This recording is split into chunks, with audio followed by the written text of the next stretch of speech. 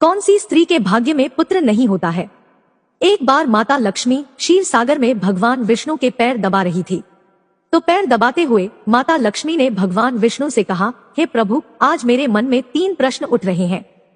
यदि इन 3 प्रश्नों के उत्तर देकर आप मुझे संतुष्ट करेंगे तो मेरे मन को बहुत शांति मिलेगी। तब भगवान विष्णु कहते हैं, हे देवी, तुम्हारे जो भी प्रश्न है तुम निसंकोच होकर पूछो, मैं तुम्हारी शंका का निवारण अवश्य ही करूंगा। तब माता लक्ष्मी कहती है, हे प्रभु, वह कौन सी स्त्री होती है जिसके भाग्य में संतान सुख नहीं होता है। दूसरा प्रश्न है कि कौन सी स्त्री समय से पहले विधवा होती है। और मेरा तीसरा प्रश्न है कि कौन सा श्रृंगार करने से स्त्री को स्वर्ग में स्थान प्राप्त होता है। तब भगवान विष्णु कहते हैं, हे देवी, तुमने उचित ही प्रश्न किए हैं। तुम्हारे ये तीनों प्रश्न अत्यंत महत्वपूर्ण हैं। इन प्रश्नों का उत्तर संसार कल्याण के लिए है।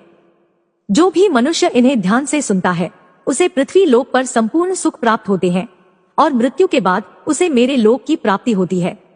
भगवान विष्णु देवी लक्ष्मी से कहते हैं, हे देवी, आज मैं तुम्हें एक अत्यंत पवित्र कथा सुनाता हूँ। इस कथा के माध्यम से तुम्हारे सभी प्रश्नों का उत्तर तुम्हें प्राप्त होगा, लेकिन तुम्हें इस कथा को ध्यान से पूरा सुना होगा। इस कथा को कभी आधा अधूरा नहीं सुनना चाहिए। इस कथा में समस्त संसार का कल्याण छिपा हुआ है। जो भी इस कथा को ध्यान से पूरा सुनेगा उसके मैं 32 अपराध क्षमा करता हूँ। तब देवी लक्ष्मी कहने लगी, प्रभु, मैं आपको वचन देती हूँ कि इस कथा को मैं पूरे मन और लगन से सुनूंगी। आप कृपया उस कथा को आरंभ करें। तो दोस्तों, आप सभी से एक विनती है कि आप भी इस कथा को पूरा जरूर सुनें। इसे आधा अधूरा सुनना पाप माना जाता है। कथा शुरू करने से पहले कमेंट में जय मां लक्ष्मी और जय श्री हरि विष्णु अवश्य लिखें। साथ ही वीडियो को लाइक करना ना भूलें। तो चलिए आरंभ करते हैं। भगवान विष्णु कहते हैं, हे देवी, एक समय की बात है। मध्य देश में एक छोटा सा नगर था। उस नगर में एक सेठ रहता था। उस सेठ के 2 पुत्र थे और सेठ के दोनों बेटों का विवाह भी हो चुका था। सेठ के घर में किसी चीज की कोई कमी नहीं थी, किंतु सेठ की पत्नी का स्वभाव अत्यंत दुष्ट था। सेठ की पत्नी और सेठ के बड़े बेटे की पत्नी दोनों का ही स्वभाव दुष्ट था। सेठ की पत्नी अपनी बड़ी बहू का तो बहुत लाड प्यार करती थी, किंतु छोटे बेटे की पत्नी के साथ बुरा व्यवहार करती थी। घर की सबसे छोटी बहू अर्थात छोटे बेटे की पत्नी बहुत अच्छे स्वभाव की, ईश्वर पर श्रद्धा रखने वाली पतिव्रता नारी थी। वह अकेले ही घर का सारा काम किया करती थी और गृह कार्य में दक्ष थी। इतना अच्छा स्वभाव होने के बावजूद भी उसकी सास उसके साथ बुरा व्यवहार करती थी, उसका हमेशा अपमान करती थी। इसके पीछे का कारण बस इतना था कि बड़ी बहू को एक पुत्र था और छोटी बहू ने पुत्री को जन्म दिया था। पुत्री को जन्म देने के कारण सेठ की पत्नी अपनी छोटी बहू को बार बार ताना मारा करती थी, लेकिन वह बेचारी कर भी क्या सकती थी। जो भाग्य में लिखा होता है उसके साथ वही होता है। भगवान विष्णु कहते हैं, हे देवी, अब मैं तुम्हें छोटी बहू की कहानी सुनाता हूँ। इससे तुम्हें पहले प्रश्न का उत्तर प्राप्त हो जाएगा कि कौन सी स्त्री को पुत्र प्राप्ति नहीं होती है। हे देवी, सेठ की जो पत्नी थी वह पहले से ही दुष्ट और कुटिल स्वभाव की थी। उससे उसकी सास भी परेशान थी। सेठ की पत्नी अपनी छोटी बहू को सबसे ज्यादा दुख देती थी। छोटी बहू का नाम था सुकन्या और सुकन्या को सताने में उसकी सास को बहुत आनंद आता था। सुकन्या बेचारी रोज सुबह ब्रह्मा मुहूर्त में जागकर अपने घर के काम करती थी और दिन भर काम करने के बाद उसे रात्रि को ही सोने को मिलता था। इतना होकर भी सेठ की पत्नी अपनी छोटी बहू से द्वेष करती थी। जब छोटी बहू झाड़ू लगाती तो उसकी सास आकर उसे ताना मारती थी कि तेरे हाथ में जान नहीं है क्या, तू जल्दी जल्दी झाड़ू लगा। मैं मंदिर जा रही हूँ, मेरे लौटकर आने से पहले तू भोजन बनाकर तैयार रखना और आते ही मैं उस भोजन को ग्रहण करूंगी। और सुन, अन्न का एक दाना भी बर्बाद ना हो पाए। बेचारी सुकन्या चुपचाप अपनी सास का अत्याचार सहन करती थी और उसकी सास की हर आज्ञा का बड़ी ही विनम्रता से पालन करती थी। फिर छोटी बहू खाना बनाते हुए सोचने लगी कि मैं घर का इतना काम करती हूँ, लेकिन फिर भी मैं चैन की सांस नहीं ले पाती हूँ। मेरी सासू माँ किसी न किसी बात को लेकर मुझे ही ताना मारती रहती है। पता नहीं कब उनकी ताना देने की आदत जाएगी। सुकन्या इतना सोच ही रही थी कि तभी घर के दरवाजे पर खटखटाने की आवाज सुनाई दी। छोटी बहू ने सोचा, अभी तो भोजन तैयार भी नहीं हुआ है, लगता है मेरी सासू माँ आज जल्दी लौट गई, अब वह फिर से ताना मारेगी। तब सुकन्या ने दरवाजा खोला तो उसने देखा कि द्वार पर एक सन्यासी खड़ा हुआ है। वह सन्यासी सुकन्या से कहने लगा, बेटा सदा सुहागिन रहो। तुम इस सन्यासी के लिए कुछ भोजन का दान करो। हे पुत्री, मुझे बड़ी भूख लगी है। तब सुकन्या ने सोचा, अगर मैं इस सन्यासी को भोजन करा दूं और इतने में मेरी सास आ गई तो मेरी खैर नहीं। कुछ देर तक विचार करने के बाद सुकन्या ने सोचा, यदि मैं सासू माँ के ताने के डर से इस सन्यासी को भोजन नहीं कराऊंगी तो मुझे महापाप लगेगा, मेरा सारा पुण्य नष्ट हो जाएगा। इतना सोचकर सुकन्या ने उस सन्यासी को घर के अंदर बुला लिया। अतिथि धर्म का पालन करते हुए सुकन्या उस सन्यासी को भोजन कराने लगी। उतने में ही उसकी सास घर पर आ पहुंची और उस सन्यासी को घर के अंदर भोजन करते हुए देखकर उसे बहुत गुस्सा आ गया। वह चिल्लाते हुए सुकन्या से कहने लगी, यहाँ पर क्या किसी प्रकार का भंडारा या दावत नहीं चल रही है जो तू राह चलते भिखमंगों को घर में बिठाकर खिला रही हो। सुकन्या ने अपनी सास से बड़ी विनती की, लेकिन सुकन्या की सास ने बहू की एक नहीं सुनी और उसकी सास ने उस सन्यासी को घर से बाहर निकाल दिया और उसके भोजन को उठाकर कचरे में फेंक दिया।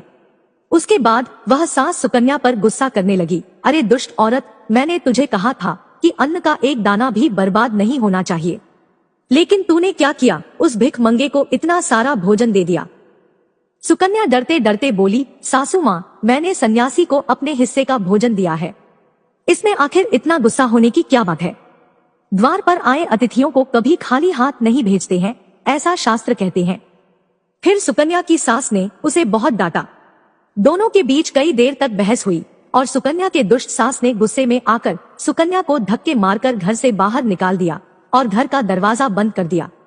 सुकन्या देर तक घर के मुख्य द्वार के सामने खड़ी रही और बाहर से अपनी सास को आवाज देने लगी। सुकन्या की सास ने एक नहीं सुनी और उसे घर के अंदर आने नहीं दिया। फिर सुकन्या दुखी और उदास होकर अपने मायके के लिए निकल गई। मायके जाने के रास्ते में बहुत बड़ा जंगल पड़ता था। सुकन्या भूखी प्यासी रहकर उस जंगल के रास्ते पर से चलने लगी। तभी उसी समय अचानक जोर जोर से बादल गरजने लगे और मूसलाधार बरसात होने लगी। बारिश से बचने के लिए सुकन्या एक वृक्ष के नीचे जाकर खड़ी हो गई। वहां पर सुकन्या ने देखा कि पेड़ के नीचे में कोटर बना हुआ है। फिर वह बिना देरी किए जल्दी से उस कोटर में घुस गई। कोटर में जाने के बाद सुकन्या ने देखा कि अंदर कोई साधु महात्मा बैठे हैं। वह सन्यासी कोई और नहीं बल्कि भगवान विष्णु ही साधु का रूप धारण करके बैठे हुए थे। जब उस साधु ने उस सुकन्या को देखा तो बोले, हे पुत्री, तुम इस घने जंगल में अकेले क्या कर रही हो? रोना बंद करो, मैं तुम्हारे बारे में सब कुछ जानता हूँ। तुम्हारे ससुराल वाले अत्यंत दुष्ट स्वभाव के हैं और वे तुम्हें बहुत दुख देते हैं। इसका कारण केवल बस इतना है कि तुम्हें पुत्र की प्राप्ति नहीं हुई है। पुत्री को जन्म देने के कारण तुम्हें तुम्हारी सास के ताने सुनने पड़ते हैं। हे पुत्री, तुम चिंता मत करो, मैं तुम्हें एक पर्ची देता हूँ। इस पर जो भी उपाय लिखा हुआ है तुम उस उपाय को पूरे मन के साथ करो, फिर तुम्हें एक गुणवान पुत्र की प्राप्ति होगी। फिर सुकन्या ने वह पर्ची ली और वह साधु वहां से अचानक से गायब हो गए। ये चमत्कार देखकर सुकन्या बहुत प्रसन्न हुई और जब बारिश रुकी तो सुकन्या का पति उसे ढूंढते हुए उस स्थान पर पहुंच गया। सुकन्या ने अपने पति को सारी हकीकत बता दी और फिर दोनों ने ही घर वापस ना जाकर उसी जंगल में रहने का निर्णय लिया। वहीं पर रहते हुए एक दिन सुकन्या के मन में पुत्र प्राप्ति का ख्याल आया और वह मन ही मन सोचने लगी कि यदि मेरा भी कोई पुत्र होता तो आज ससुराल में मुझे बहुत ज्यादा इज्जत मिलती। तभी सुकन्या को उस साधु के द्वारा दी गई पर्ची की याद आ गई और फिर जब उसने वह पर्ची खोलकर पढ़ा तो उसने देखा कि जो स्त्री पुत्र प्राप्ति की कामना रखती है उसे रात्रि में अपने पति की बाईं तरफ सोना चाहिए। ऐसा करने से कुछ समय बाद में बाएं करवट लेटने से नाक का दाहिना स्वर और दाहिनी करवट लेने से नाक का बायां स्वर चालू हो जाता है। फिर जब पुत्र की इच्छा हो तो उस स्थिति में मिलन से पहले यह निश्चित कर लेना चाहिए कि पुरुष का दायां स्वर चलने लगे और स्त्री का बायां स्वर चलने लगे और उसी समय पर गर्भधान किया जाना चाहिए। ऐसा करने से निश्चित ही पुत्र की प्राप्ति होती है। इसके विपरीत नाक के स्वर चलने से पुत्र की प्राप्ति होती है।